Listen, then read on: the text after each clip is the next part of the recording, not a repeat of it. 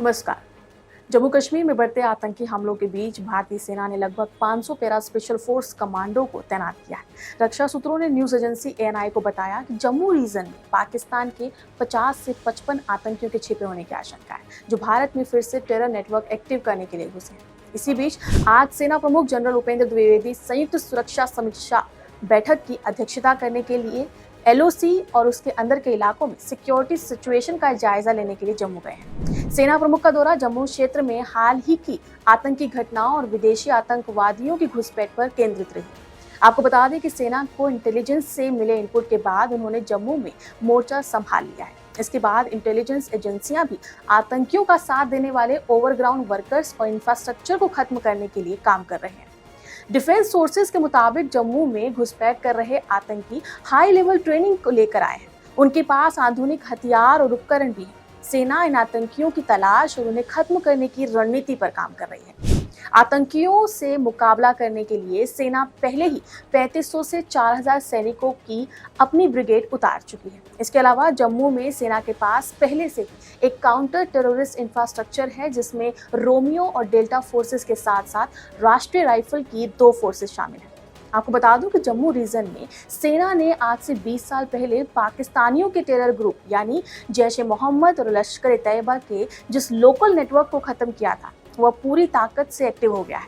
पहले ये लोग आतंकवादियों का सामान ढोने का काम करते थे, पर अब उन्हें गांवों में हथियार, गोला बारूद और खाना पीना दे रहे हैं। इसी मामले में बीते दिनों जिन 25 संदिग्धों को हिरासत में लिया गया है, उन्हीं ने पूछताछ में इसके सुराग दिए। ये नेटवर्क जम्मू के 10 में से 9 जिलों यानी कि राजौरी, पुंछ, रियासी, उधमपुर, कठुआ, डोडा, किश्तवाड़, जम्मू और रामबन में जम चुका है।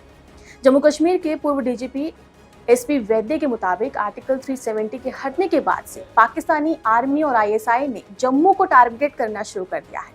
उसने 2 सालों में इस नेटवर्क को बहुत एक्टिव किया है। इन्हीं की मदद से आतंकवादियों ने 2020 में पुंछ और राजौरी में सेना पर बड़े हमले किए, फिर उधमपुर, रियासी, डोडा और कठुआ को निशाने में लिया।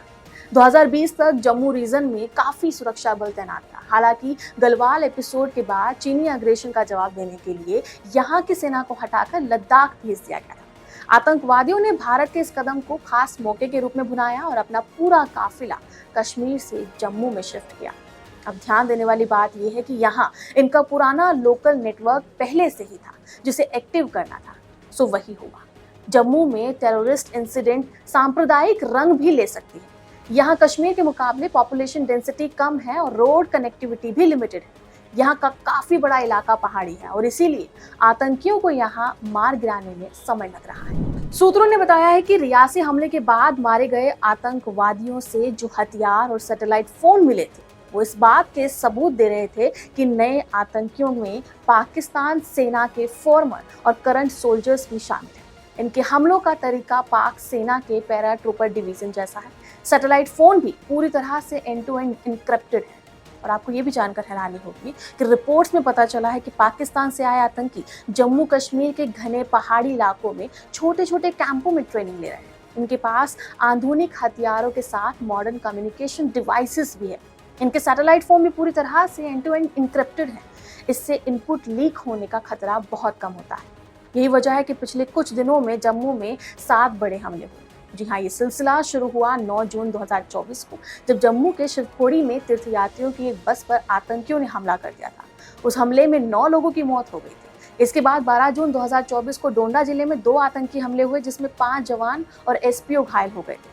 फिर 11 जून को कठुआ में आतंकियों से मुठभेड़ में छिंदवाड़ा के कबीरदास शहीद हो गए थे। हालांकि इस हमले में सुरक्षा बलों ने 2 आतंकवादियों को भी मार गिराया था।